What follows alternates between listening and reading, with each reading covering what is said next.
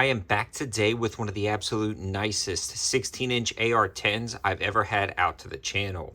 This is the Palmetto State Armory SABRE-10A1, and this is the billet configuration, although it's also offered in forged.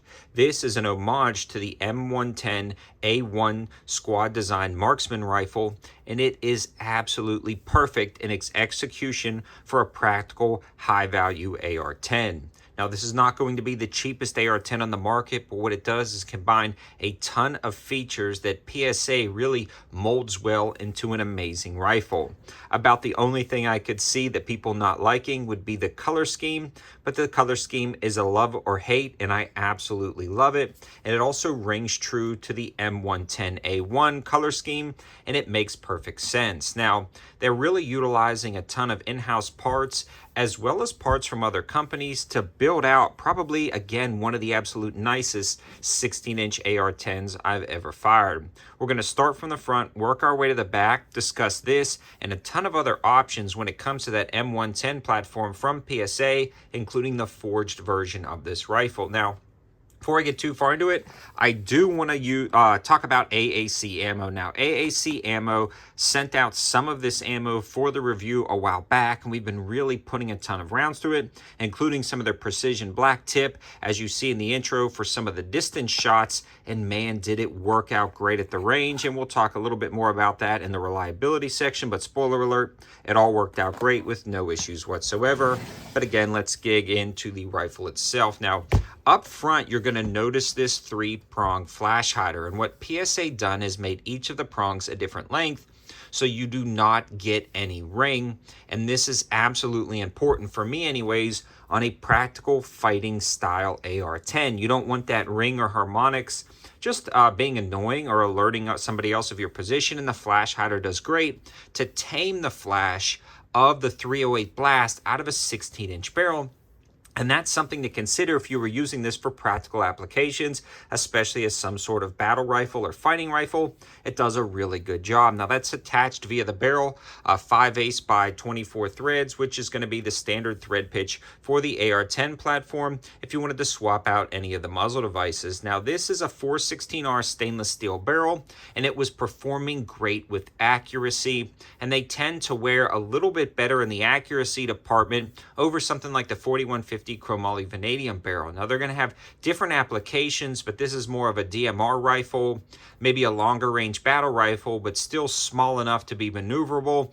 As you can see in the intro, kind of stash it at the passenger seat of your car, or really just lug it around a lot easier than an 18, 20, or 22-inch build. So it's kind of a great hybrid between an accurized barrel, but a shorter barrel system, allowing you to, again, take it more places. Now, this is the traditional kind of 1 in 10 twist, and it's got a mid-length gas system. Now, when it comes to the gas system itself, this is done incredibly nice.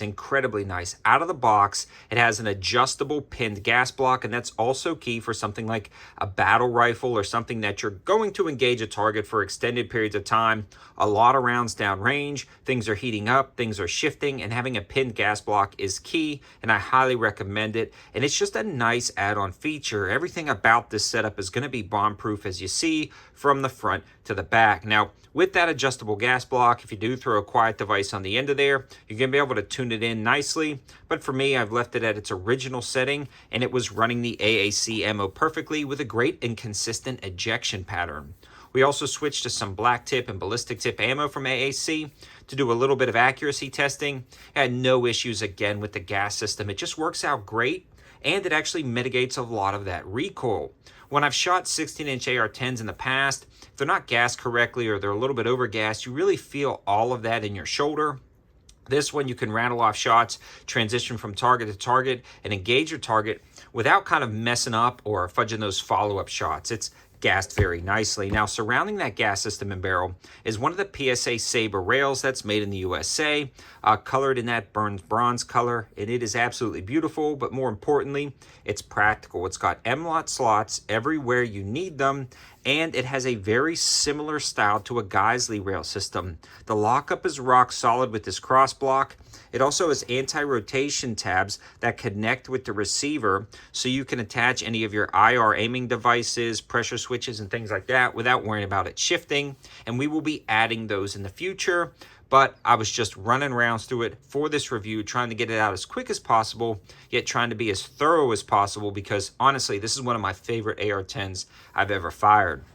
It also has QD inserts in the rear, which are nice, and these are actually threaded steel studs into the aluminum, so you're going to have a more robust lockup with your QD slots. Again, lending it to be a truly battle grade or duty grade rifle, to where you could clip in that and carry it for weeks, months, years without tearing up that QD slot. It's just a very nice setup. Now, moving along to the upper receiver, you're going to start seeing some variations between here back with the billet and forged, and everything from the front is going to be the same, so you can kind of take those words that I discussed up here and carry it over to the forge. Now, the billets are nice, but they're going to be a different cut in the rear, so you're not going to be able to kind of mix and match as well, but you're not really mix and matching with this rifle. You're buying it as it comes, and you're not swapping receiver sets. Now, the dust cover is traditional. It's about the same. It's kind of Cerakoted or painted. I'm not quite sure the coating, but it's been holding up pretty good. Now, the BCG in here is very nice. It's actually 9310 bolt steel, and the carrier group is going to be their Sabre AR-10 BCG, and it's going to have those Springco gas rings, and then it's going to have very good fasteners. Just overall, it's a quality BCG. It's also hard chrome finished. So it's not that traditional chrome that you normally see on a BCG. It definitely has a matte finish. Now, in my engineering day job, this would look like a thin, dense chrome plating. And we've been using this in high temp applications, and it holds up incredibly well. And the wear and corrosion resistance is spectacular on something like this. So I love the plating they've done on the BCG. Again, going a step further than a traditional nitride BCG, it just operates smoothly inside the gun. And again, as you start running this, it's going to wear in really nicely, and it's been running great. I mean, no issues whatsoever, which comes to the reliability and function of the rifle in general. And I've had zero failures. No feed issues, no function issues, no issues whatsoever. Every single time you pull the trigger, it works and it feeds great. Now, we're going to talk about the feeding and the magazines that used in a little bit later section when we're talking about the lower, but I do want to finish up with this upper assembly because it does include that radiant charging handle, again, which is one of my favorites. It's low profile enough to not tear up your carrier if you're carrying it slung up, and it works great, and it's ambidextrous from both sides, and overall, it's just a solid, nice billet upper assembly. No issues there. Let's talk a little bit about the lower, how it interfaces, and how it functions, because there's also some really nice touches here, including the magazine that it comes with. This guy is pretty slick, semi-translucent, kind of a brown color with the metal inserts.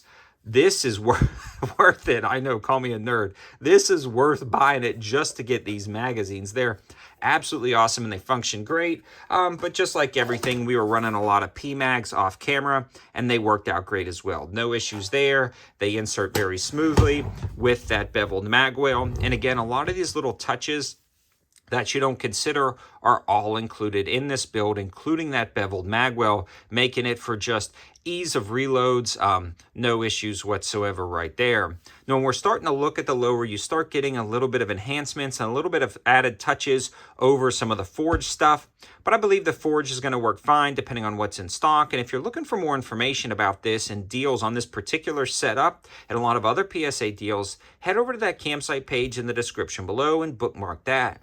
You can also follow me on my Instagram page, because as soon as I get notifications about these being in stock, I post notifications over there, so you can definitely check it out on my Instagram page as well as my Patreon page. But let's get back into the review. Now, this one does have this nice kind of textured mag release right here, and it also has the bolt lock and the bolt drop on both sides. So it's going to be an ambidextrous setup, which is really nice.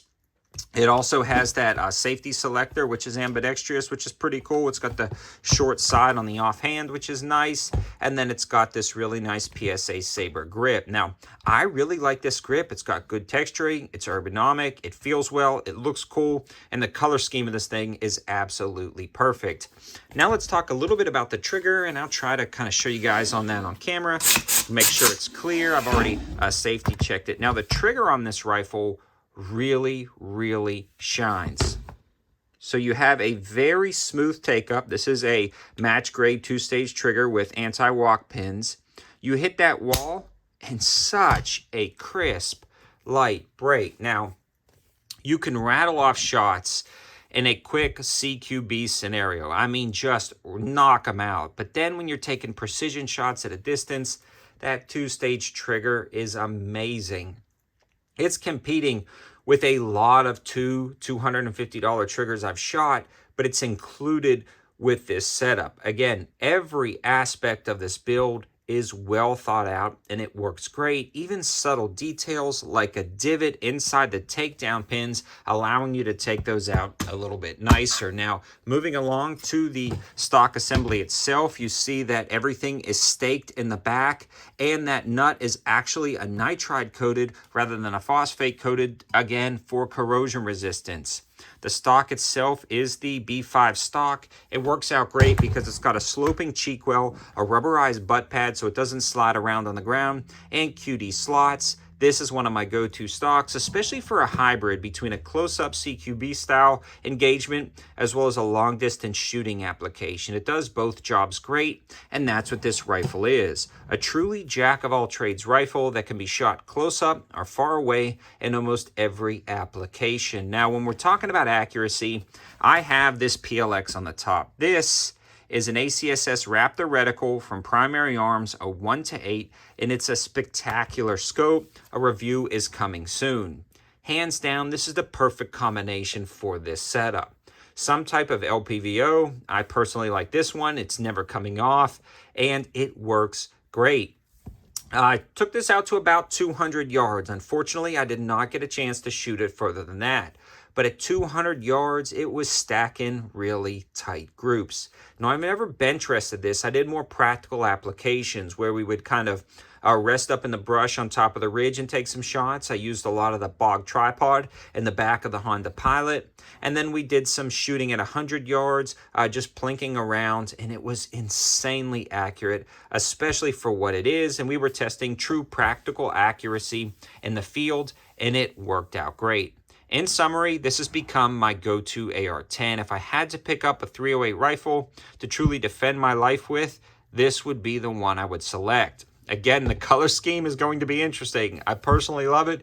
You may hate it, but I could see this transitioning to a ton of applications and being a jack of all trades 308 or 7.62 x 51 battle rifle. I hope you guys liked the video. Let me know your thoughts in the comment section below. Are you going to pick one of these up? What do you think about the color scheme? And what are your experiences with Palmetto State Armory's Sabre lineup as well as their AR-10s?